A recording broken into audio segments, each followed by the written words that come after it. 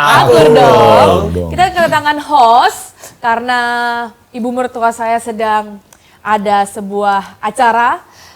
Kedatangan host dari episode pertama. Kalau kita ingat, ya episode perdana MMA yaitu tentang mertua dan menantu. Bukan mertua dan menantu, calon menantu. Wah ini. Sebut saja menantu kali ya. Sebut saja menantu lah, mertua dan menantu. Inilah narasumbernya dan biasanya akan jadi host kita untuk menggantikan mertua saya hari ini. Nah, tapi bukan itu yang kita bahas hari ini ya, saudara ya. Bukan soal host barunya ya, tapi kita akan bahas tentang dua narasumber kita yang juga mertua dan menantu nih. Kayaknya calon mertua dan menantu juga nih host kita, narasumber kita hari ini. Yang pertama adalah Bapak Daniel Ferry Setiawan. Nah, ada ke layar dong. Daniel Ferry Setiawan. Dan yang kedua ada Daniel Jedidayah Antonio. Susah sekali, namanya sangat bagus. Daniel Jedidayah Antonio. Mungkin setiap narasumber boleh perkenalkan diri sedikit. Nama, umur, terus pekerjaan, mungkin hobi, karena ini kan kita akan bahas soal teknologi hari ini. Boleh Bapak Daniel dulu, lalu lanjutkan oleh Daniel. Ya. Nama, umur, pekerjaan, hobi. Saya terlahir dengan nama Ferry Setiawan Budi, tapi kemudian Tuhan tambahkan nama Daniel. Terus umur 50 tahun, ya lahir tahun 73, pas 50 tahun. Dan saya lulus dari ITB, Institut Teknologi Bandung, ya lulus tahun 96 di bidang atau jurusan teknik elektro. Dan saya pernah kerja beberapa tahun lah, sekitar hampir 2 tahun di suatu perusahaan multinasional yang latar belakangnya juga teknologi. Ya. Tapi kemudian sekitar 4-5 tahun yang lalu saya ngambil gelar S2-nya di bidang teologi. Ya, jadi gelar S2 saya di bidang teologi dari STT Baptis namanya. Ya, mungkin gitu. Hobi saya nggak terlalu banyak. Saya hobinya itu ya lawatan lah mungkin bahasanya gitu. Bukan hobi yang terlalu ini ya, cuma saya tuh hobinya bukan ini, bermain dengan teknologi. Wah. Saya nggak terlalu ini ya. Cuma ya saya punya ketertarikan mengenai teknologi, mempelajari hal-hal yang ya menurut saya perlu dipelajari akhir-akhir ini. Dan ya kalau latar belakang sedikit sih ini, kalau dulu sih sebenarnya saya tuh kata orang tuh autis ya, kata Ibu Panglima, Ibu Iin ya. Jadi mungkin karena itu menyebabkan saya itu punya ketertarikan mengenai hal-hal yang seperti itu gitu. Mempelajari hal seperti itu, mungkin seperti itu. Jadi mempelajari satu hal sangat fokus gitu ya. Itu kelebihan ya. Kalau Christian mungkin kurang fokus gitu ya. Kalau fokusnya yang lain. Pak Daniel ini fokus sekali gitu. Oke. Daniel, kenalkan. Kalau Pak Daniel dibilang autis, saya dulu dibilang aneh. Oke. Sampai sekarang. Oke. Ya. Nama saya Daniel Jedidayah Antonio, umur 24, baru 24. Saya lulus S1 dari jurusan Computer Science dari Lancaster University UK dan Sunway University Malaysia. Dan tahun lalu baru lulus S2, Master in Business Administration dari University of the People USA. Wow. Ya. Berat-berat sekali ya sekolahnya ya. Ngomong nama universitasnya juga susah ya.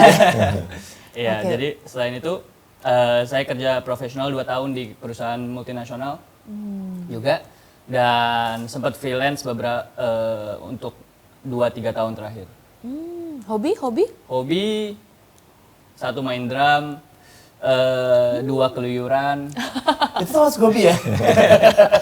Hobi, oke. Gak penting soalnya. Oke. Oke, dan 3 ya bikin project-project kecil lah. Project kecil yang ngasih uangnya besar ya. Oke, Agak itulah hobinya harus menghasilkan uang ya saudara ya. Boleh. Nah, terus mungkin aku mau tanya dulu nih, ini kan tema kita hari ini tentang teknologi. Apakah teknologi itu sebenarnya membangun, ataukah teknologi itu ternyata berbahaya buat masa sekarang ini? Mungkin bisa beri tanggapannya sedikit, karena buat aku gini ya, teknologi itu kan semakin hari semakin maju ya, perkembangan zaman kan semakin hari semakin maju. Cuma ada juga yang membuat dampak buruk, yang pasti semua hal ada dampak buruk dan ada dampak negatifnya gitu. Tapi kalau menurut dari pemandangan para narasumber kita yang sebenarnya buat saya mereka adalah orang-orang yang cukup menguasai dalam bidang teknologi ini ya. Menurut kalian tuh gimana ya? Apakah teknologi ini membangun atau sebenarnya berbahaya? Pak Daniel? Oke, terima kasih ya. Jadi kalau menurut saya sendiri ya teknologi itu suatu yang agak netral awalnya. Ya netral itu artinya apa? Mungkin saya kasih analogi atau saya kasih contoh ya. Misalnya Bapak dan Ibu lihat batu. Batu itu sifatnya positif atau negatif? Menurut saya ya batu itu bisa digunakan untuk hal-hal yang positif tapi juga bisa digunakan untuk hal yang negatif. Ya. Batu itu bisa pakai nimpuk Goliat tapi sebaliknya bisa pakai nimpuk atau membunuh Habel. Ya. Nah demikian pula pisau. Nah jadi pisau itu bisa dipakai memotong sayur, bisa pula untuk yang negatif. Nah teknologi ini menurut saya juga demikian. Ya dalam artian apa? Teknologi itu awalnya itu bisa merupakan suatu yang netral, tetapi tergantung daripada orang-orang, tergantung daripada kuasa-kuasa, ya mungkin istilahnya pengaruh-pengaruh ya supranatural yang ada di belakangnya, yang bermain di belakangnya. Ya, jadi karena kita ini udah ya istilahnya kalau bahasa-bahasa Alkitab mungkin akhir zaman ya gitu Bapak dan Ibu. Nah ini kan ternyata ada hal-hal yang negatif dan ada hal-hal yang positif. Nah tergantung yang di belakangnya itu negatif atau di belakangnya itu positif ya. Tetapi dua sisi ini ya sama-sama ada dan sama-sama terjadi, sama-sama berlaku ya. Jadi kalau ditanya ya kalau menurut saya teknologi itu negatif atau positif, nah ini agak netral. Cuma karena kita ini udah di akhir-akhir ini, teknologi ini bisa menjerat Bapak dan Ibu ya, bisa menjerat sehingga apa? Sehingga dapat digunakan untuk atau cukup banyak lah menurut saya digunakan untuk hal-hal yang negatif ya. Karena hal-hal yang negatif ini cenderung ada juga ya. Tetapi di sisi lainnya ini sangat bisa digunakan untuk hal-hal yang positif ya. Kenapa? Karena kita percaya ya ada Tuhan yang menciptakan langit dan bumi dan pada ujungnya pada akhirnya ya Tuhan pasti menang. Itu yang saya percaya. Ya. Karena sebenarnya lumayan juga ya, kayak kalau zaman dahulu mungkin kita mungkin dapat informasi-informasi dari dunia ini, kita harus baca dengan buku gitu ya. Bener gak sih, kita harus baca buku, kalau kamu gak punya buku ya susah gitu. Kamu di pedalaman ya informasi terlambat. Cuma sekarang dengan ada search engine, dengan adanya teknologi sebenarnya informasi itu cepat banget ya. Kamu mau dari umur, maaf kata nih kita mau ngejain tugas sekolah aja, kita tinggal search aja sebenarnya semua jawaban tuh ada gitu sebenarnya ya. Betul, dan sangat didukung oleh banyak orang. Aplikasi ya kan, saya pernah sekolah dengan cara seperti ini gitu kan ya. Kerjain PR tinggal tanya internet, beberapa aplikasi, copy paste soalnya, PR saya selesai. Kan itu dialami oleh anak sekolah zaman sekarang pastinya. Nah oke, sekarang kita lanjutin dengan Daniel, gimana menurut kamu? Apakah membangun atau berbahaya? Menurutku sih banyak yang sama ya opininya, karena teknologi itu kan sebuah alat. Jadi It's just a tool ya? Ya, tergantung dengan siapa yang di belakangnya, Usernya. siapa yang menggunakannya. Nah permasalahannya menurut saya awal-awal memang secara net dia positif, tapi untuk belakangan dia akan secara net karena kecenderungan kita dan orang-orang tertentu yang ada di belakang teknologi tersebut, menurut saya belakangan lebih ke net negatif. Tapi mungkin itu opini itu sendiri ya, jadi memang agak kontroversial, tapi menurut saya kecuali kita bisa mengerti cara menggunakannya dengan benar, maka teknologi hampir selalu atau lebih cenderung net negatif. Jadi sebenarnya pada dasarnya dia menolong atau berbahaya baik atau enggak tergantung di tangan siapa. Ya, betul ya. Dan kalau menurut ya Bapak Daniel dan Saudara Daniel, keadaan sekarang, kenapa teknologi sekuat itu? Pasti gini, ya gelas ini di tangan siapa menentukan. Tapi tidak akan seberbahaya teknologi hari ini di tangan Karena siapa. semua data bahkan Betul. gitu. Kalau kita download application aja di smartphones, itu mereka udah bisa akses semua data kita. Kalau kita allow, ya kalau kita iyain kan, sebenarnya kan itu satu sisi good things karena kayak ya mempermudah kita kalau untuk akses segala hal. Cuma satu sisi juga ngeri juga karena semua data kita diakses gitu kan sebenarnya. Ya. Dan kenapa bisa sehoror itu dalam tanda kutip ya? Maksudnya ini akan sangat menolong ya, tapi sangat berbahaya juga ya. Kok bisa segitunya? Menguasai dunia gitu dibanding zaman dulu ya. Anak zaman sekarang pegang smartphone aja kayaknya lancar banget gitu. Anak Kayak saya umur gitu 2 loh. tahun aja kayak dia tahu gitu. Cara mencetnya di mana dia paham. Sedangkan dulu nggak segitunya gitu. Coba mungkin gantian Saudara Daniel duluan. Kalau Kan saya pernah kerja profesional ya 2 tahun. Nah, jadi pekerjaannya adalah membuat salah satu website dan payment untuk salah satu perusahaan besar. Nah, jadi salah satu yang di-highlight adalah kita punya desainer saat itu. Jadi desainer akan keluarin 3 desain dan yang dipilih akan satu yang paling bagus tentunya secara estetika dan yang mana yang kesimpulannya ide dari produk tersebut paling mudah didapatkan. Kenapa dilakukan tersebut? Jadi dilakukan mereka tuh udah analisa psikologi manusia. Oh. Ya. Jadi ada beberapa buku Itu kok bisa ada analisa itu dari mana? Itu udah teori umum untuk software developer.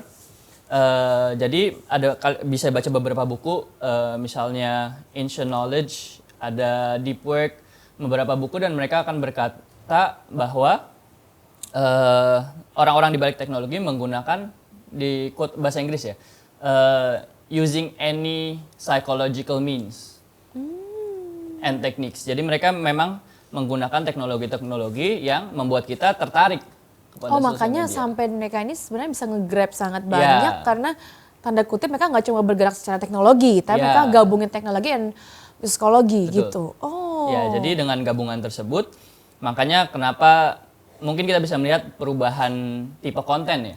Ya. Mungkin dulu konten-konten lebih panjang, YouTube video lebih panjang, tapi makin kesini kita mulai melihat bahwa konten-konten seperti TikTok 15 detik, berapa detik itu lebih menarik. Kayak Reels gitu ya. Dan semua platform sosial media juga mengeluarkan yang short gitu kan. Karena mereka menggunakan salah satunya adalah a flaw in the human brain. Jadi ada ada kecenderungan di otak manusia yang dari zaman purbakala. Jadi begitu dikasih sesuatu yang nikmat, sesuatu yang enak, maka kita akan cenderung balik. Makanya kalau misalnya kita lihat, misalnya kita training peliharaan, hewan peliharaan, kita akan begitu dia melakukan sesuatu yang baik, kita kasih sesuatu yang enak. Maka kita akan terus cenderung ikut. Nah, teknik psikologi yang sama ada di situ juga. Jadi begitu kita main sosial media, kita akan dapat kalau di term psikologinya dopamin. Jadi akan terus dapat. Itu sebenarnya hormon yang keluar waktu kita senang ya. Iya. Atau kita Senang, achieve jatuh sesuatu cinta, yang kita senang. Achievement. Nah, jadi dari sinilah mulainya generasi sekarang banyak susah fokus. Dan yang ini juga yang membuat salah satu problemnya adalah kita nggak punya mimpi sendiri, nggak punya visi sendiri. Karena kita mengidealkan apa yang ditunjukkan. Betul. Dan juga banyak sih sebenarnya. Jadi itu mengidealkan kita juga nggak bisa fokus lagi. Kenapa? Karena terbiasa dengan yang 15 detik, Fast. 15 detik, sangat Gitu fast. Jadi kenapa dia bisa menguasai? Karena dia masuk sampai ke dalam tanda kutip jiwa Ya, manusia. betul sekali. Jadi bukan cuma teknologi, tapi mereka tuh bahkan sampai nguasain jiwa gitu sebenarnya ya.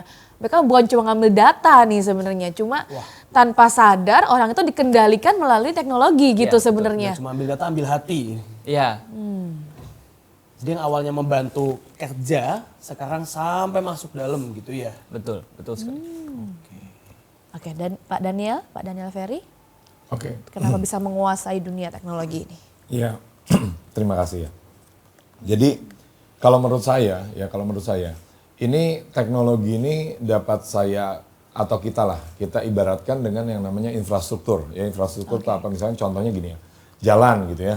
Nah jalan itu kan istilahnya mulai dari jalan setapak meningkat sampai menjadi jalan tol gitu ya. Bahkan kalau di tingkatan yang lebih tinggi itu bisa lebih cepat dengan pesawat terbang atau kereta. Nah jadi gini, jadi yang saya percaya ini menurut saya, menurut analisa saya ya. Jadi karena kita ini udah mendekati hari-hari terakhir lah, hari-hari terakhir dan ada beberapa ya katakanlah orang-orang bijaksana gitu yang berkata bahwa mendekati hari-hari terakhir ya memang ada hari-hari yang jahat gitu ya, dimana yang jahat itu bisa menyebar dengan cepat ya, dan salah satu media penyebarannya adalah melalui teknologi ini ya, karena yang misalnya dulu ya satu perkara terjadi di sini, nah ini butuh waktu lama ya. Misalnya apa? Misalnya butuh lari ya. Kalau dengar ceritanya sejarahnya maraton itu kan mereka harus lari dulu ya. paling-paling juga yang kemudian jadi burung merpati gitu. Tapi sekarang ini tinggal klik satu saja, ini istilahnya tiba-tiba bisa jadi viral, bisa seluruh dunia itu tahu ya. Nah jadi saya percaya begini ya, seperti yang tadi gitu ya. Memang ada yang negatif gitu ya, di mana yang jahat, kebohongan ya itu bisa menyebar dengan sangat cepat ya. Tetapi di sisi lain ya ada satu kata tetapi. Ya tetapi apa? Saya percaya di ujungnya, di akhirnya ya Tuhan akan menang. Tuhan akan berkuasa. Yang baik itu akan menang ya. Kalau kita lihat film itu nggak ada tuh yang jahat menang. Hampir selalu lawannya gitu ya. Rata-rata selalu yang baik yang menang ya. Jadi saya percaya juga pada akhirnya itu teknologi itu akan dimanfaatkan. Untuk apa? Ya kalau hari-hari ini mungkin kita dengar ada beberapa universitas yang mengalami lawatan Tuhan lah ya. Nah itu sangat cepat diberitakan ya, diberitakan Padahal di belahan terus. dunia lain gitu sebenarnya. Padahal di belahan dunia lain ya. Ada yang negatif ya, ada yang negatif tapi itu nggak lama, nggak istilahnya dampaknya pasti kalah dengan yang dari Tuhan yang ilahi. Ini menurut saya lebih kurang seperti itu. Jadi pada dasarnya karena kita ini setidaknya saya percaya dengan kuasa yang lebih besar yang baik. Nah ini akan menang pada ujungnya. Jadi sebenarnya teknologi ini menguasai itu karena sebenarnya informasi sekarang semua dunia itu bisa akses gitu sebenarnya. Tadi kalau dari Daniel, ya, dari Daniel Jedediah kan dia cerita bahwa teknologi itu kan nyatu dengan psikologi gitu. Jadi itu menyebabkan orang tuh tanpa sadar sebenarnya terikat dengan teknologi itu. Bukan cuma smartphone ya, tapi contoh ya sekarang kita kalau mau kemana-mana kita mau bayar aja kita kayak payless semuanya. Kita mau cash aja, bahkan mau beli ketoprak aja udah payless gitu. Aku juga sampai waduh nggak bawa cash, kita repot nih.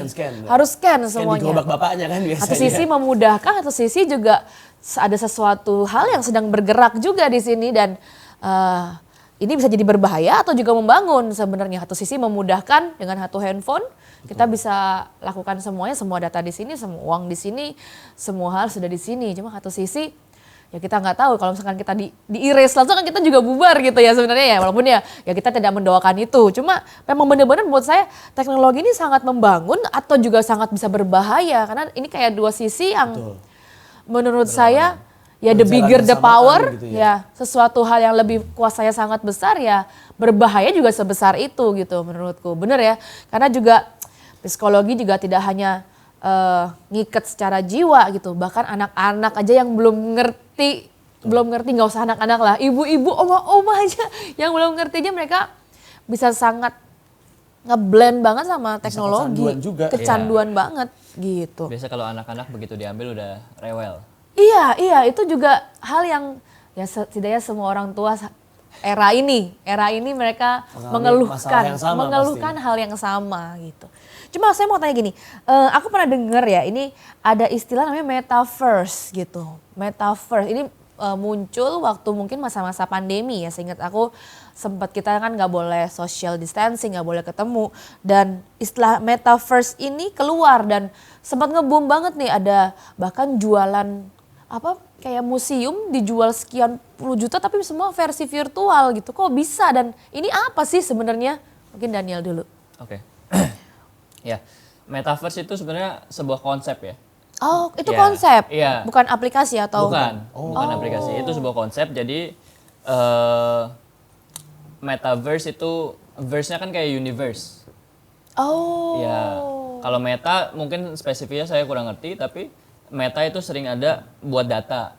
Metadata. Ya, dan metadata. teman-temannya. Nah, jadi tujuannya apa, konsepnya apa? Mereka ingin membuat dunia virtual. Jadi di saat pandemi kan kita nggak bisa ketemu siapa-siapa. Jadi mereka ingin membuat kembali connection dengan cara dunia virtual, VR. Jadi terjadilah metaverse. Nah, lalu digabungkanlah dengan beberapa konsep-konsep cryptocurrency. Makanya yang tadi Cikesha bilang ada beli tanah. Iya, beli tanah loh, Ada tapi beli ini. nggak ada tanahnya. Iya. Lahan virtual gitu ya. Nggak ada tanahnya Nah, itu loh. menggunakan konsep-konsep yang sama dari kripto yang dicampurkan sama mereka. Itu gimana sih yang maksudnya kamu beli tanah tapi nggak ada tanahnya. iya itu cuma itu apa yang dibeli gitu, kok bisa gitu. Jadi Wah, ini agak Nggak apa-apa, sulit nggak jelasinnya apa-apa, ya. nggak apa-apa, pelan-pelan. Jadi anggaplah gini, uang misalnya uang yang kita punya sekarang, value-nya kan dikasih dari ada seseorang, ada apa namanya, pemerintah kita naruh emas dan Yes. kita dapat uang. Yes. Tapi uang kertas Kursnya kita kan? kertas ini tersendiri kan nggak ada value-nya. Nggak ada, betul. Perbedaannya dengan cryptocurrency adalah anggaplah cryptocurrency itu kertas ini. Oh. Tapi di balik itu bukan emas, di balik itu teknologi kah, sesuatu yang futuristik kah, ide futuristik kah. Jadi sebenarnya kalau ingin lebih itu, jadi dia adalah sebuah bubble sebenarnya. Makanya begitu cryptocurrency semua turun, semua orang takut, drop semua. Jadi orang-orang, beberapa temanku tuh hilang setengah kekayaannya mereka. Nah, kekayaannya dia tuh $1,5 juta US dollar. Wow. Dia hilang 250.000 US dollar. Jadi, dan temanku satu lagi, dia founder startup kripto, dia juga kehilangan value-nya, aku pikir hilang 70%. Ternyata Iya, value-nya dari awal 70%. turun. 70%, 80%. Nah, jadi memang sebuah bubble dan buatku sendiri, kita sebagai Not orang-orang safe yang ya. memakai harus agak skeptical, harus agak warawiri nih, karena seringkali mereka menjanjikan wah banget, sesuatu yang besar, sesuatu yang uang gampang, tapi sebenarnya kita yang dijadiin uang gampang. Nah, tapi Kita yang kejebak sebenarnya ya. Ya ada juga yang oke kan sebenarnya kripto. Tapi kalau dari metaverse, kembali ke metaverse lagi ya. Metaverse menurutku masih sebuah konsep yang mereka ingin jadikan nyata. Kalau Cikes dan Christian tahu, misalnya ide-ide seperti manusia pergi ke bulan, semua rata-rata datang dari komik. Dari komik, dari cerita-cerita. Nah, VR juga sesuatu yang datang dari komik. Oh. Ya, jadi banyak visualisasi yang datang dari komik gitu. Dari komik, anime, dan lain sebagainya. Nah, Setuju. di saat yang sama ada orang-orang yang juga mau menciptakan hal yang sama. Tapi menurutku untuk mungkin 5 tahun ke depan masih aman karena teknologinya belum nyampe. Oke, karena masih proses. Iya, Iya. paham sih. Tapi setelah itu yang kita perlu agak aware karena sangat mungkin, karena anggaplah gini, sekarang dengan HP aja kita cuma pakai jari dan semuanya kita udah terikat banget. Mereka misalnya kita mau beli apa, kita baru kepikiran. Kadang-kadang udah muncul Kalau kan. uang kita juga di situ ya. Iya. Nah, anggaplah ini sesuatu yang lebih seluruh perspektif kita dan ada namanya haptic sensors. Nah, jadi Mungkin jelasin dikit lah haptic sensor. Haptic Mungkin sensor, para oke. pemirsa ini nggak apa itu haptic sensor. haptic sensor itu sensor yang misalnya tangan kalian di dunia virtual kalian bisa merasakan sesuatu. Jadi misalnya ada contohnya, misalnya ada laba-laba jalan di tangan, kita bisa ngerasain semua kaki laba-laba itu. Jadi virtual tapi kerasa. Aslinya Iya, nggak ada, iya. aslinya Iya. nggak ada. Oh. Dan buat ngerasain panas udah bisa, buat ngerasain rasa makanan udah bisa, bahkan yang baru kulihat itu kemarin. Kenyang nggak? Nggak. Kayaknya nggak kenyang, Nggak. hanya Cuma yang baru kulihat itu kemarin Nggak oke, berarti nggak oke. Nggak keluaran, kenyang. aku lupa keluaran Cina atau Jepang, mereka ngeluarin alat buat ciuman tapi VR. Oh. Jadi benar-benar dibikin sebuah ekosistem yang semua orang sendirian, tapi seakan-akan nggak sendirian. Jadi yang dicium apa? Ada alatnya, beneran mulut. Iyo. Nah, jadi yang harus kita waspadai adalah mungkin kelihatannya baik sih buat mengkoneksikan satu sama lain. Tapi kita nggak sadar, kita tuh nggak punya skin to skin connection. Kita nggak ketemu bener-bener tatap muka gitu. Nah, jadi nanti akan mirip seperti handphone yang Loh, dengan handphone aja kita ini udah maaf kata rada autis ya. Iya, Kita agak antisosial exile banget. sama sosial, kita agak exile sama the world gitu ya. Ini dengan kondisi begini, maaf kata ciuman aja nggak perlu ketemu gitu ya, gimana gitu. iya. Mendekatkan yang jauh, menjauhkan yang dekat. Iya, Berarti ya. betul. Sekarang aja kalau satu keluarga makan di Iya, satu di meja meja udah udah main gini HP. semua. Ngobrolnya susah gitu. Betul. Makanya papa saya sering ngomel, kalau misalnya makan di meja nggak boleh hukumnya. Pakai HP atau main HP, nonton aja nggak boleh. Udah gede di screen time ya. Iya. Tapi bagus sih, itu bagus sih. Karena kayak sekarang kayak anak-anak muda zaman sekarang pun setiap kali ketemu orang pun mereka akan nunduk dan main handphone. Iya. Tapi mungkin sebelum kita lanjut kepada teknologi-teknologi yang lebih menarik lainnya dan bahaya atau membangunnya, kita akan tetap stay tune di MMA, Mertua Menantu, Akur dong.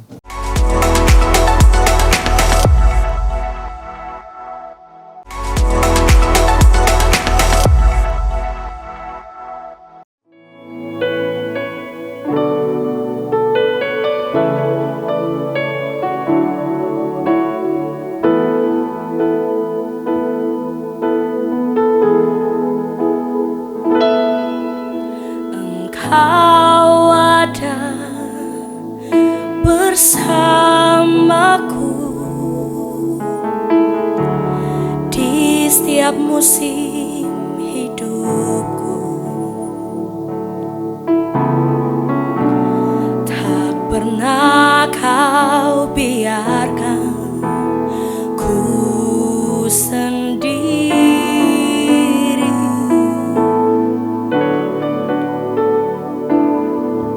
Kekuatan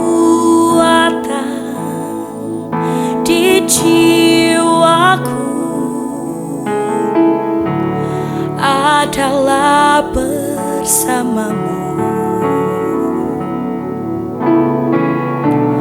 Tak pernah ku ragukan kasihmu. Oh,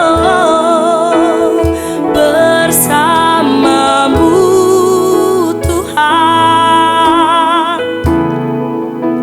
ku lewati semua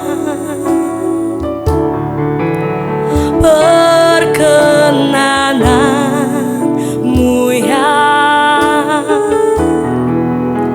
Teguhkan hatiku,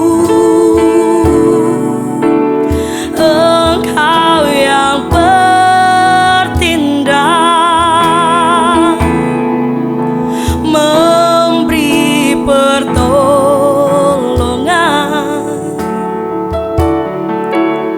Anugerahmu besar berlimpah bagiku.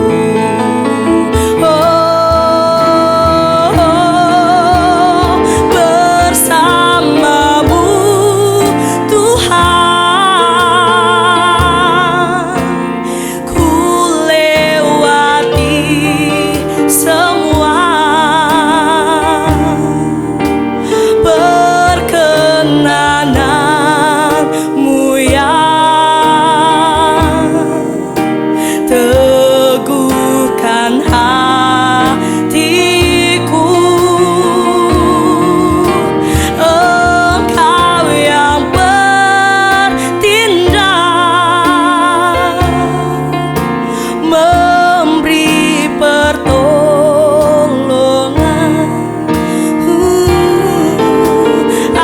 Anugerahmu besar berlimpah bagiku. Oh, anugerahmu besar berlimpah bagiku. Oh, anugerahmu besar berlimpah bagiku.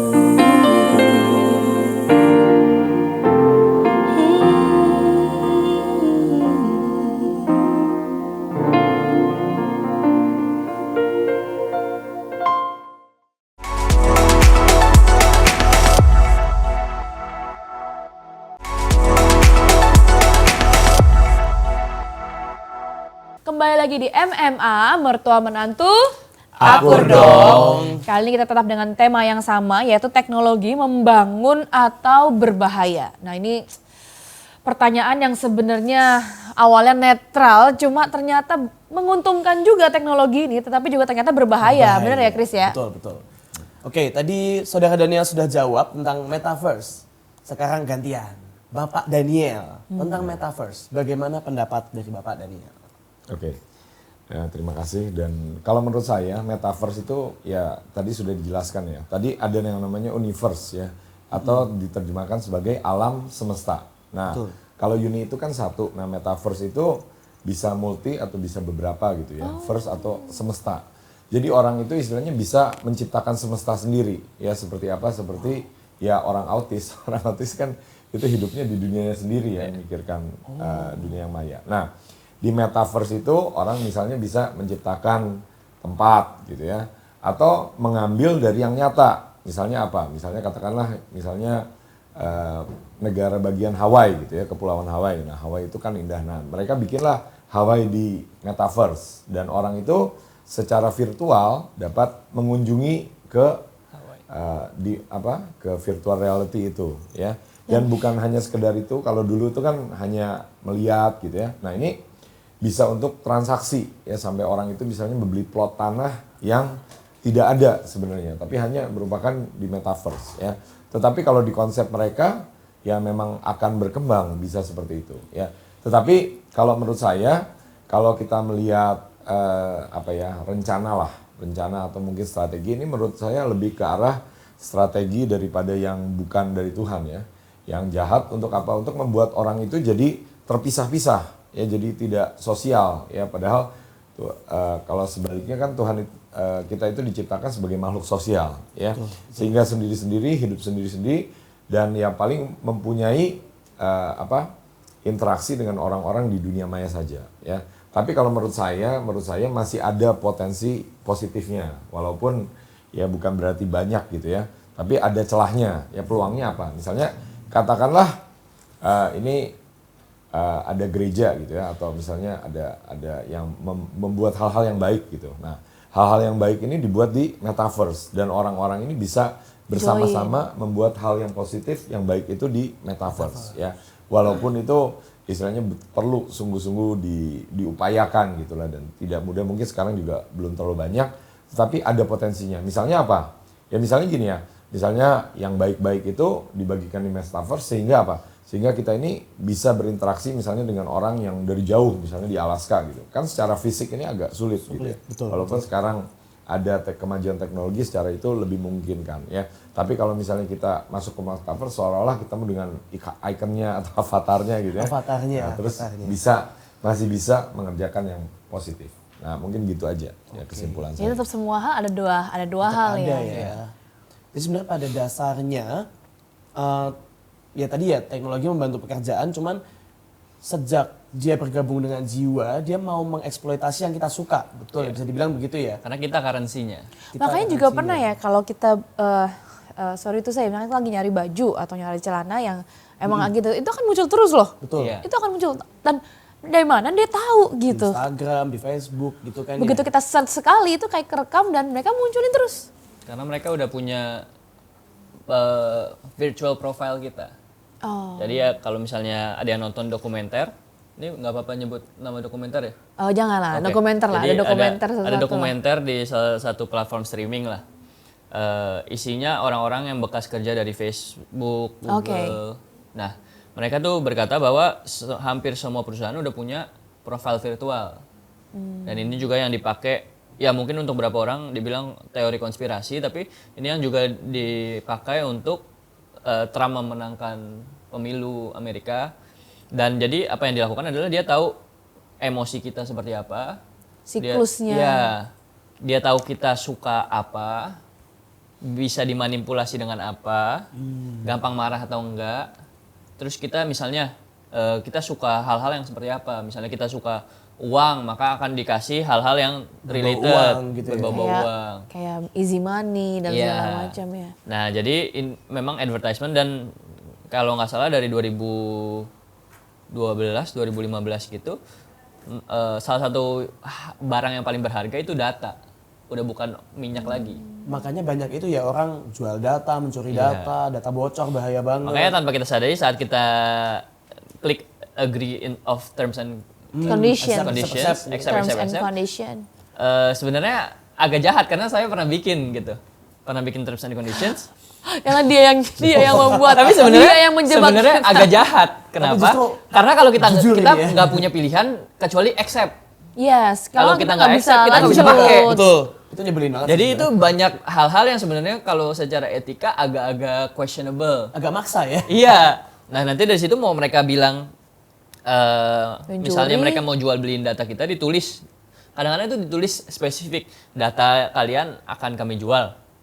Lah kita nggak punya pilihan lain kecuali accept.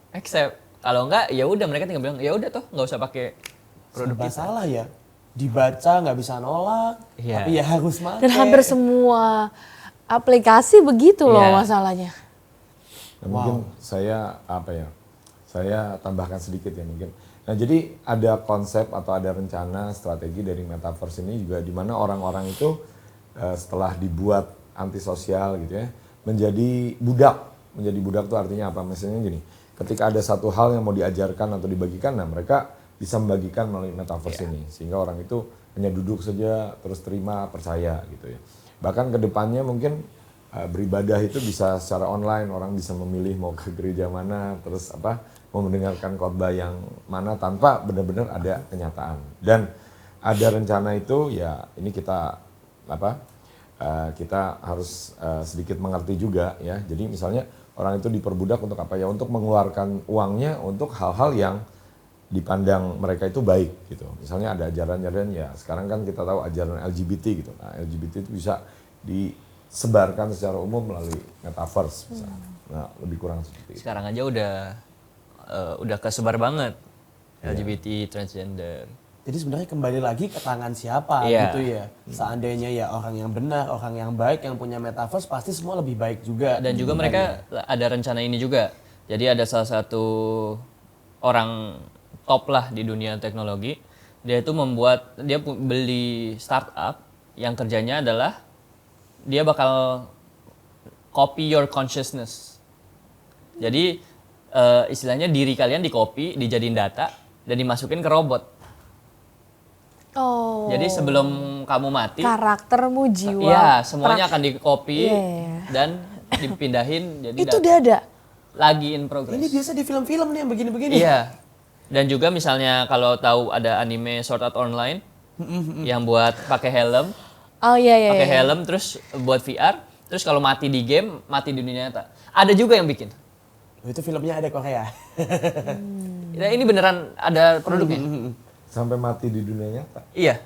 Mereka bakal ngeluarin gelombang mirip kayak gelombang microwave buat fry the brain. Itu konsepnya. Jadi otak-otak dong. Iya. Oke. Ya berarti emang kembali di tangan siapa. Iya, kembali di gitu tangan ya. siapa. Itu yang paling penting. Oke, kita lanjut. Mungkin semua saudara di rumah, pemirsa semua punya handphone. Dan ada satu fitur yang sering saya pakai. Namanya Oke Google. Dan ini mungkin ada HP-nya nyala tiba-tiba kali ya saya bilang Oke Google gitu. Aman. Semua sudah di silent. Saya sering pakai buat bikin alarm. Dan jujur saya sangat terbantu. Oke Google bangunin saya jam sekian gitu kan. Terus saya ganti handphone, ada Siri juga menolong. Nah, tapi belakangan ada yang viral. Namanya ChatGPT. Dan saya pernah lihat orang sangat bahagia bisa chat sama, maaf ya, gak ada wujudnya gitu. Chat sama mesin begitu. Kalau dulu pernah waktu saya SMA ada namanya Simi. Mungkin ada yang pernah coba. Simi cuma lucu-lucuan ya. Itu lucu dan jawabannya tuh nggak pintar. Nah cuman yang ini tuh jawabannya pintar dan buat saya kok serem ya malahan. Nah mungkin boleh minta pencerahannya dari itu apa sih, kenapa? Pak Daniel Ferry duluan mungkin tentang ChatGPT. Ya jadi kalau menurut saya ya ini adalah pengembangan dari hal yang cukup negatif gitu ya. Jadi negatif itu dia meniru kemampuan orang untuk membuat keputusan berdasarkan cara menimbang gitu ya situasi dan kondisi, sehingga mereka ini bisa membuat melalui ChatGPT itu bisa mengeluarkan misalnya kita ini mau minta nulis buku gitu ya, nah, tinggal tulis keyword aja dan mereka memulai akan bisa membuat buku sendiri ya. Dan ya saya termasuk yang percaya bahwa di belakangnya hal ini adalah hal yang negatif juga. Ya, menyebabkan sehingga memang bisa digunakan untuk hal positif tapi banyak yang menyebabkan hal yang negatif. Sehingga apa? Misalnya orang ini jadi malas belajar ya. Kalau misalnya siswa gitu ya, disuruh bikin PR, buatlah esai mengenai ini. Nah, tinggal ketik gitu ya. Tiba-tiba sudah dibantu gitu ya. Ya, tetapi saya juga termasuk yang percaya masih ada peluangnya untuk hal yang positifnya ya seperti tadi saya ceritakan. Tetapi menurut saya ada pertanyaan yang penting. Ya, pertanyaan yang penting apa? Kalau misalnya kita ini terpaksa hidup tanpa itu, apakah kita ini siap? Ya, karena kalau kita ini tidak siap, nah kita akan tergantung dengan hal itu. Ya, dan menurut saya pertanyaan yang saya renungkan adalah bagaimana nih seandainya tiba-tiba hal itu tidak ada dan saya harus istilahnya membuat keputusan sehingga tidak terkait dengan itu. Kenapa? Ya mungkin karena ada konsekuensinya. Konsekuensinya apa? Kalau mau begini harus begini, begini gitu. Nah, apakah kita ini siap? Ya, karena kalau kita ini nggak siap, ya kita akan berkata ya terpaksa, mau nggak mau semua harus begini, ini harus begini gitu ya. Di belakang setiap keputusan ada konsekuensi yang harus juga diikuti. Bahkan itu bisa merupakan konsekuensi yang istilahnya membuat kita ini meninggalkan keimanan kita gitu. Lebih kurang seperti itu. Jadi ya memang berat ya karena orang sebenarnya bisa dibilang mau nggak mau gitu ya untuk ikut masuk dalam dunia seperti ini. Harus memilih dengan sadar untuk meninggalkan atau menyiapkan diri bahwa nggak selamanya ini ada atau nggak selamanya ini positif gitu. Oke. Menurut saya. Wah ya. Oh ya. Saudara Daniel, bagaimana? Oke. ChatGPT. Sebenarnya aku udah ngikutin dari lama ya, dari 2015 Udah bahkan lama ya sebelum ini itu. ya. Nah, jadi yang lebih ku ikutin sebenarnya parent company-nya, OpenAI. Oke. Oke. Jadi buat menunjukkan seberapa bagus AI-nya ya. Aku tuh main game Dota 2. Ya kan? Nah, jadi konsep gamenya adalah ada satu arena yang tetap, Oke. field-nya tetap, tapi ada 110 sekian hero dan itu gamenya 5 lawan 5. Oh, 5 on Jadi kalau secara matematika nggak mungkin ada game yang sama di abad apapun selamanya. Nggak mungkin ada game persis sama yang bakal terulang. Pasti berbeda, Oke. ya kan? Nah, yang hebat dari AI tersebut adalah dia bisa main game ini, belajar ngelawan dirinya sendiri, dan dia mengalahkan tim terbaik di dunia saat itu. Serius. Tim yang udah menang juara dunia 2 kali. Dikalahin sama Dikalahin total sama Mereka- makhluk yang nggak kelihatan. Iya. Dalam tanda kutip. Dan ternyata cuma mesin. dengan AI. Cuma ones and zeros kalau kata orang-orang. Iya, bit. Ya, dan ChatGPT itu sendiri sebenarnya buat yang ngikutin maka pasti tahu dia udah ChatGPT yang sekarang itu udah jadi dari bertahun-tahun sebelum ini. Tapi semua orang dari OpenAI, Elon Musk yang punya OpenAI, salah satu yang investor terbesar dan jadi co-founder. Dia berkata bahwa nggak bisa dikeluarin nih, terlalu bahaya. Dan bahkan ChatGPT yang kita dapat sekarang aja itu udah di tone down, udah di drop drastis. Jadi bayangkan sebahaya Aslinya apa. lebih. Iya. Sepinter apa Iya, komputer dan itu? ada namanya kalau buat orang-orang komputer pasti tahu Turing test. Turing test itu tes buat ngecek kamu tuh ngomong sama komputer atau manusia. Oh, wow. Iya, jadi yang pencipta ini Turing test itu Alan Turing yang menciptakan AI pertama buat dapat kode-kode perang dari Jerman saat Perang Dunia Kedua. Jadi emang tujuan awalnya mulia banget dong. Iya, sebenarnya. tujuan awalnya sangat mulia. Kalau enggak semua bangsa-bangsa itu kalah. Karena ada namanya Enigma encryption. Nah, jadi tujuan pertama AI untuk itu. Habis itu mulailah semua mathematician semuanya datang dan tiba-tiba kita melihat satu waktu gap kecil tapi pertumbuhannya eksponensial banget. Nah, dari situlah ChatGPT ini jadi bertumbuh terus kan. Nah, untungnya orang-orang AI ini ada orang-orang yang pengen counter abuse-nya. Oke. Jadi misalnya kita punya deepfake yang membuat muka-muka palsu, ya. Ada orang-orang yang membuat teknologi-teknologi buat counter deepfake. Bukan aslinya. Bukan buat ngetes video ini asli atau enggak. Oh. Atau ya, suara, tolong kan dong. ada AI buat suara. Nah, ini suara asli atau enggak? Dia Suara juga asli orang ini Iya. atau ini buatan? Nah, yang lucu adalah kadang-kadang ini perusahaan satu. Orang yang bikin deepfake, dia yang bikin counternya. Oh. Ada menyebalkan sih. Jadi dia bikin infinite money gitu istilahnya.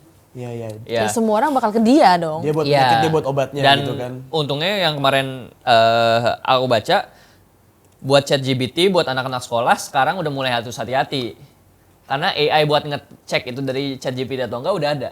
Oh. Dan Itu dia orang udah yang sama. Enggak, beda. Siapa Dan tahu. dia udah bekerja sama ya, learning management system terbesar di dunia. LMS terbesar, Moodle, eLearn, gitu-gitu mereka udah bekerja sama.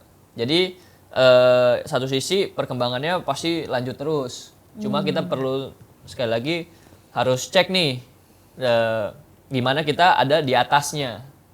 Jadi nggak bisa lagi dengan cara-cara yang lama. Makanya saya juga satu sisi agak nggak terlalu against ya, meskipun harus tahu kebahayaannya. Cuma satu sisi ini memaksa kita keluar dari cara pembelajaran yang lama. Jadi kalau nggak bisa lagi cuma asal guru ngasih soal, tapi harus sesuatu yang menstimulasi intelek dan kamu gitu. What value do you have to offer? Kamu punya Ini value harus apa di digging dirimu? up ya. Iya.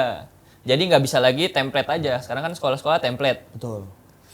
Soal, Ya, udah kalau kerjain. buatku kalau ngelihat benefit dari semua AI sekarang itu salah satunya. Cuma kalau kita nggak bisa beradaptasi, maka ini beberapa tahun ke depan kita bakal dapat lulusan-lulusan murid-murid yang nggak bisa apa-apa. Bisanya cuma bantu Coba ngobrol sama iya. AI. Bayangin nanti Karena semua PR dikerjain mereka. Bayangin nanti kita kerja, ntar ada dokter-dokter tiba-tiba ditanya, ini penyakit apa? Nggak tahu, cek dulu ChatGPT. Kan Kan nggak Nggak lucu. lucu. Tengah-tengah operasi. Ini apa ya? Kok ada jendol-jendol dikit? Nah, Jadi jadi nanti difoto tanya iya. AI. Jadi menurutku ini juga satu sisi memang sesuatu yang sangat mengerikan, tapi satu sisi juga kesempatan buat kita grow dan develop lebih lagi. Jadi harusnya lewat ini ada kesempatan untuk orang lebih pintar, lebih Iya. hebat, atau malah jadi makin bodoh. Makin males. Jadi ya dampaknya drastis ya, antara Iya. naik jauh atau turun jauh gitu ya. Dan mungkin saya tambahkan sedikit saja ya. Jadi menurut saya yang mungkin kita pelajari sebagai tren atau kecenderungan yang menurut saya itu terkait dengan kita, ya terkait dengan kitanya apa? Ya salah satunya gini ya, memang ke depan itu ada tren bahwa pekerjaan-pekerjaan itu akan digantikan oleh AI. Misalnya seperti apa? Ya sekarang misalnya gini, kasir tol gitu ya. Kasir tol itu kan dulu semua Dulu orang ya. manusia. Tapi itu kan digantikan dengan tol, dengan kartu saja. Nah, ke depan itu dan akan semakin banyak sehingga apa? Sehingga kita sebagai manusia itu harus mempersiapkan diri dan beradaptasi untuk bisa tetap bertahan malah menguasai teknologi itu. Oke, tadi banyak disinggung tentang AI atau AI. Boleh kita mundur sedikit mungkin Pak Daniel Ferry, boleh mungkin kasih penjelasan yang AI itu cukup apa sih gitu? yang Mungkin buat mudah orang-orang yang dimengerti. awam yang nggak gitu ngerti Betul, bahasa dan komputer. Wujudnya tuh apa sih gitu? Maksudnya apakah sudah ada di sekitar kita atau cuma di film-film? Iya. Ya menurut saya ya AI itu udah cukup lama ada ya. Misalnya apa? Misalnya contohnya gini. Kalau kita main main di komputer ya. Misalnya gini, ada permainan yang manual misalnya seperti catur gitu ya. Catur itu kan kita harus berhadapan dengan manusia ya. Iya. Biasanya dulunya gitu ya, manusia membuat keputusan ini gitu ya. Memakan pion atau makan ini kan ada pertimbangannya keputusannya, dampaknya ya. Nah, tetapi oleh AI atau dibuatlah AI yang berupa artinya terjemahannya itu adalah kecerdasan buatan ya.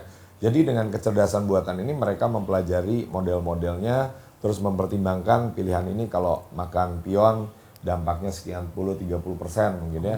Tapi makan ini dampaknya sekian ini. Jadi mereka itu membuat itu sehingga apa? Sehingga dapat membuat keputusan-keputusan sehingga AI itu berhadapan dengan orang yang membuat bermain catur gitu misalnya. Ya. Tetapi itu dikembangkan semakin lama semakin canggih sampai bisa membuat keputusan misalnya membuat esai, membuat apa. Dan bahkan ya ke depan nih, mereka bisa membuat apa? Ya misalnya robot yang menentukan misalnya apa orang ini mau ditembak atau tidak melalui AI saja. Ya, jadi itu sebenarnya ke depan itu bisa dimanfaatkan untuk hal-hal yang negatif. Ya, tetapi kita harus berada di atas itu ya kita harus mendekatkan diri kepada yang Maha Kuasa sehingga yang ilahi yang baik itu lebih berkuasa daripada yang jahat. Oke, jadi sebenarnya even kita main game kan kalau main game sering ada pilihan ya lawan player 2 atau lawan VS AI kan sering ada pilihan gitu. Itu pun sudah termasuk kecerdasan buatan gitu. Even main PS dan main komputer gitu ya. Oke, kalau menurut saudara Daniel, AI ini AI itu kan AI tante bukan ya, bukan itu ya. Artificial intelligence ini sendiri, apakah dia Bisa nyerang kita nggak ya? Aku mau ngomong, apakah dia one day bisa nusuk kita dari belakang? Ya ini perdebatan di antara semua software Ya, ini ya, opini semua orang ya, ini opini teknologi kita ya. bersama. Antara apa? Ada orang-orang yang berkata nggak mungkin bisa terjadi, tapi ada orang-orang yang berkata nggak mungkin nanti kayak film Terminator. Iya itu makanya saya nanya dari Ya. situ soalnya. Nah, salah satu permasalahan dengan AI sekarang adalah dia tuh nggak ngerti hukum moral dan etis. Oh, dia punya otak. Iya. Dia bisa ngitung tapi nggak punya moral. Iya, jadi salah satu kemarin saya pas nggak sengaja dengerin podcast yang berkata gini, salah satu problem dengan Tesla adalah kalau misalnya dia harus di sebelah kiri ada nenek-nenek dan di sebelah kanan ada anak-anak dan dia harus memilih nabrak salah satu, dia milih yang mana? That's Benar juga. Nah, kalau misalnya manusia ditanya, kita pasti nggak tahu, benar nggak? Iyalah. Tapi kalau Tesla bisa milih. Tesla, kemungkinan besar dia akan memilih. Karena dia cuma dikasih pilihan memilih. Oh, dia nggak punya pilihan untuk moral, nggak akan Jadi, mendadak, buang gitu nggak Iya, ada ya? jadi misalnya kita juga nggak dikasih pilihan itu. Oke, Jadi memang harus memang harus milih. nabrak salah satu. Ya, tapi kita pun sulit Iya. buat milih kan. Nah, Dan jadi nggak bisa. terus muncullah pertanyaan. Oke, lalu berarti kita harus mengajari hal-hal moral dan etis kepada AI tersebut. Lalu muncullah pertanyaan, loh, kita ngajarinnya pakai apa? Hukum moral, hukum etis. Jadi menurutku ini never ending question yang kemungkinan besar tidak akan di-solve dan menurutku sangat mungkin. Misalnya kalau ada film-film Ultron, Iya. ya itu menurutku secara pribadi sangat mungkin, tapi mungkin caranya tidak seperti yang di film-film. Oke, ya. Caranya Maka mungkin nggak secara akan tidak terbang-terbang, nembak-nembak gitu enggak ya? Iya. ya who knows sih sebenarnya Iya, ya. nggak pernah juga tahu. ya. Iya. Cuma sekali lagi tergantung AI itu di-train dengan apa. Jadi sekali lagi kembali siapa yang dibalik. Ditrain dengan apa dan dengan Ya susah siapa? juga sih kayak Ya. orang yang A menurut dia yang etis begini, Iya. orang B menurut dia yang etis begini, ya susah ya. Programnya tergantung dia di Karena nggak kan etis juga hukum tidak tertulis kan. Ya, dan Benar. yang It's not written. unik adalah dengan AI. Jadi dia tuh untuk training AI dia akan masuk black box namanya. Jadi kotak hitam yang dikatakan bahkan pencipta AI, orang yang ciptain AI juga nggak tahu apa yang terjadi di dalam situ. Pokoknya secara algoritma dia bakal backtesting melalui semua kalkulasi matematika. semua possibility. Jadi kalau misalnya ada beberapa orang yang coba visualisasikan, jadi misalnya saya kan pernah belajar image processing buat deteksi muka di matching dengan nama gitu. Jadi dia bakal bikin jadi dari misalnya JPG, ya kan format foto biasa. Foto biasa. Dia akan kasih filter ini 15 kali sampai dapat satu data yang mereka bisa proses dan dapat angka weightage dari situ. Nah, tapi apa yang sebenarnya terjadi dalam situ nggak ada yang tahu.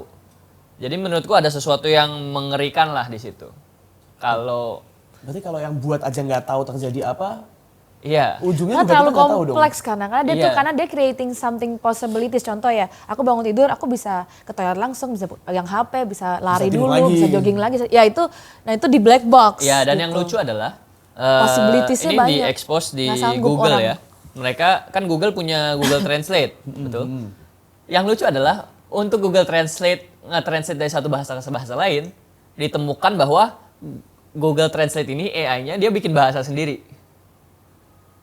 Jadi ditranslate dari misalnya bahasa Indonesia ke bahasa AI-nya sendiri, baru ke bahasa lain. Itu cara mereka. Cara kerjanya begitu ya, jadi Karena kan dia nggak mesin. sesimpel diseberangin doang Iya, gitu ya. jadi bener-bener kita nggak ngerti, begitu kita bedah baru kita tahu, wow ternyata Google Translate pakai dia bisa menciptakan bahasa sendiri.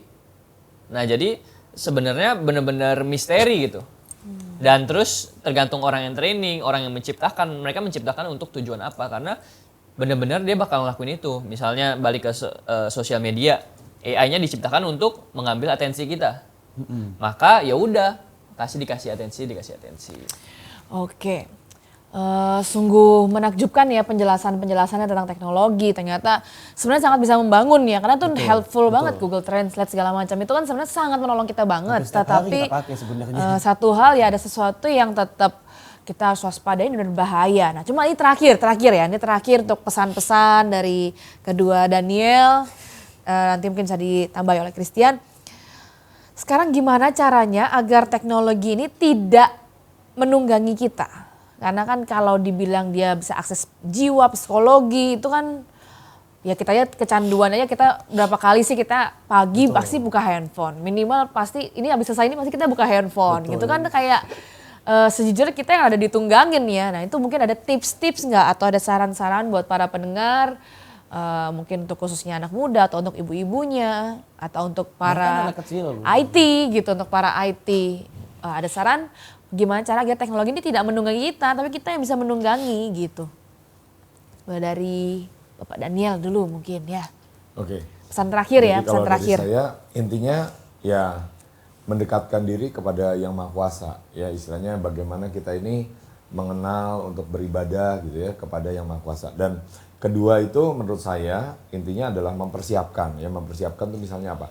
Bagaimana kalau seandainya kita nggak ada teknologi ini ya? Karena suatu ke depan nanti mungkin saja teknologi ini nggak ada atau misalnya gini. Kalau kita mau menggunakan teknologi ada konsekuensi atau dampak-dampak yang istilahnya tidak sesuai gitu loh dengan apa yang kita percayai, sesuai dengan iman kita. Mungkin menurut saya intinya seperti itu. Ya, cuma 2 pesan itu aja. Oke. Daniel? Ini topik pas, saya baru pelajari ya. Nggak sengaja, ini bener nggak sengaja. Sebelum dikontak emang baru pelajarin. Jadi ada beberapa hal yang penting. Yang pertama, ini kalau buat yang mau baca lebih detailnya bisa baca buku namanya Deep Work by Cal Newport. Jadi yang pertama adalah kita harus terbiasa dengan discomfort. Karena kita terlalu biasa. Ini mungkin lebih praktis ya, yang praktikal yang bisa dilakukan. Kita terlalu biasa dengan hal-hal yang nyaman. Tinggal duduk main HP. Tapi kita harus membiasakan hal-hal discomfort. Jadi misalnya kita nggak suka baca tapi kita perlu baca buku nih. Jadi kita baca buku, kita ngelakuin hal-hal sulit karena banyak orang healing kayak baca buku, away from karena phone. nature manusia itu mereka cuma bakal dapat fulfillment kalau kita melakukan sesuatu yang sedikit lebih sulit dari kapasitas kita. Nah, yang kedua adalah yang kedua itu two step process ya. Pertama mungkin ada namanya digital detox. Jadi mungkin ambil beberapa hari untuk cold turkey secara ekstrim langsung. Misalnya berhenti sosial media segala, tapi tiba-tiba nggak boleh pengumuman dulu. Guys, aku 30 hari atau aku 7 hari nggak main sosial media. Banyak pengumuman dulu ya, aku off 3 bulan. Ya, gitu jadi kan. di situ mungkin kita akan menyadari bahwa ini hal-hal yang nggak terlalu penting. Nextnya apa? Nextnya digital detox. Iya, nextnya digital detox itu nggak sustainable sebenarnya. Yang sustainable adalah apa? Di buku ini dijelasin kita tuh harusnya bukan menciptakan waktu untuk away dari teknologi. Tapi kita secara global away from technology, tapi kita set waktu buat pakai teknologi. Jadi dibalik. Dibalik. Jadi misalnya kita set waktu khusus. Oke, abis harian capek, 2 jam. Misalnya jam 7 malam sampai 9 malam, aku bakal pakai Ya untuk teknologi ini. Atau misalnya, tapi aku kerjaanku perlu sosial media. Ya udah, misalnya aku perlu ngerjain email. Ya udah, artinya set misalnya setiap 2 jam kamu taruh 15 menit buat ngerjain email. Maka di situ hidup kita akan mungkin nyambung juga yang tadi. Jadi kita nggak terlalu dependent dengan teknologi. Kita nggak terlalu kecanduan. Ketergantungan. Jadi berubah. Bukan kita yang ditunggangi, tapi kita yang menunggangi teknologi. Jadi kita yang menggunakan Jadi teknologi. kita yang setting time. Iya. Nah, bukan kita lost gitu aja ya. Iya, bukan kita lost tiba-tiba kita udah deh 2 jam ini aku nggak pakai. Nah, ini nggak kalau misalnya kita lakukan itu, maka kita akan melihat kecenderungan kembali ke yang sebelumnya di mana kita bahkan nggak naruh sama sekali HP kita. Itu sih. Dan yang terakhir belajar bekerja namanya deep work yang tadi buku tadi ya. Deep work, belajar bekerja secara dalam. Maksudnya apa? Bekerja fokus tanpa gangguan apapun. Karena itu juga salah satu yang banyak dirusak hari-hari ini. Betul. Jadi benar-benar misalnya kita mau baca buku ya udah 1 jam gitu. Baca buku, paksa diri sampai kita bisa baca buku. Misalnya kadang-kadang kan aku suka ngawang. Baca tiba-tiba mikir yang lain tapi mata lanjut. Iya. Oke, Nggak terus tahu apa yang dibaca, gitu. ulang lagi. Nah, makanya itu kan latihan kemampuan dan kapasitas kita untuk fokus dengan jangka yang lama. Nah, nanti kita apply lah itu misalnya kita perlu kerja kreatif, maka kita akan gambar 1 jam, 2 jam dan harus misalnya HP kita matiin dulu. Toh hampir semua hal yang urgent ditunda 1 jam nggak apa-apa. Hampir semua ya. Hampir. Masih semua. hampir ya.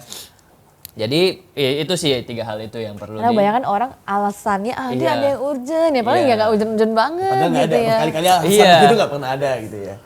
Oke, ya mungkin kalau saya boleh menyimpulkan bahwa tadi kan dibilang gini, dia kerja lewat hati, maksudnya dia masuk ke jiwa kita.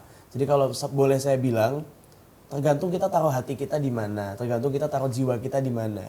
Kalau kita taruh di sosial media, orang secara tidak sadar itu taruh hati di sosial media. Even itu ngecek followers, ngecek like, ngecek insight dan sebagainya. Cuman kalau boleh saya bilang, tergantung hati kita ada di mana. Mungkin nyambung juga dengan deep work dan sebagainya. Kalau hati kita kerja ya taruh di sana, HP-nya nanti dulu. Dan saya nggak pernah baca buku, tapi saya lakukan hal yang sama ternyata, puji Tuhan. Dan itu sangat menolong. Bahkan yang menyedihkan ya kan, saya sebagai orang Kristen, baca Alkitab aja sering nggak fokus dan harus dipaksa kadang-kadang. Kan baca Alkitab juga pakai handphone gitu ya. Aduh mau pindah, ada notif, mau pindah. Kan jiwa ini meronta-ronta, cuman ayo taruh hati, fokus. Menurut saya gitu kan, kalau dia mau menguasai jiwa kita lawan dengan jiwa kita dikuasai sama Tuhan, dikuasai dengan yang Maha Esa gitu kan, dan itu membuat kita menang dari ini semua, kita bisa menungganginya. Itu kesimpulan dari saya. Oke, terakhir dari saya, menurut saya memang betul teknologi itu tuh kadang tidak punya consciousness ya. Mereka tuh nggak punya jiwa, mereka tuh nggak punya perasaan. Terlebih mereka ini nggak punya, ya mereka tidak tahu etika, tidak tahu segala hal moral gitu. Makanya kita harus put away teknologi sometimes lah. Kita bilang di kayak apa, teknologi detox ya, kita harus detox diri kita agar kita ini bukan dikendalikan oleh teknologi, tapi kita yang mengendalikan teknologi. Sekali lagi, inilah MMA, mertua menantu. Aku dong. Jangan lupa untuk like, komen, dan subscribe YouTube kita Asia Zara, dan stay tune untuk episode selanjutnya. Sampai jumpa. Sampai jumpa.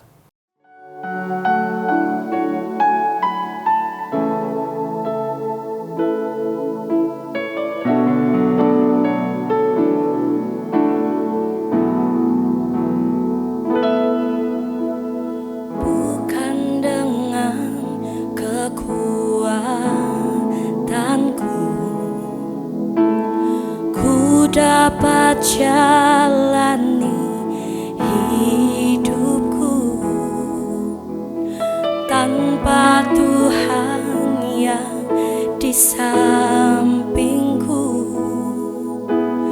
Ku tak mampu sendiri. Engkaulah kuatku yang menopangku. Ku pandang wajah-Mu dan berseru, pertolonganku datang dari-Mu. Peganglah tanganku, jangan lepaskan. Kaulah harapan dalam hidupku.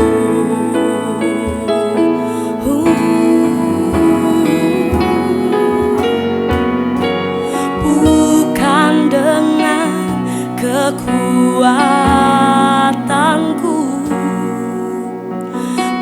dapat jalani hidupku tanpa Tuhan yang di sampingku.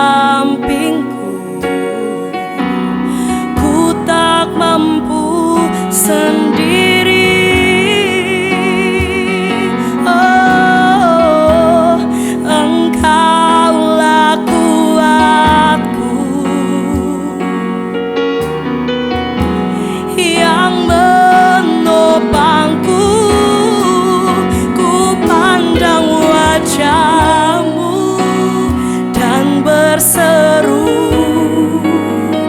pertolonganku datang dari-Mu. Peganglah tanganku, jangan lepaskan.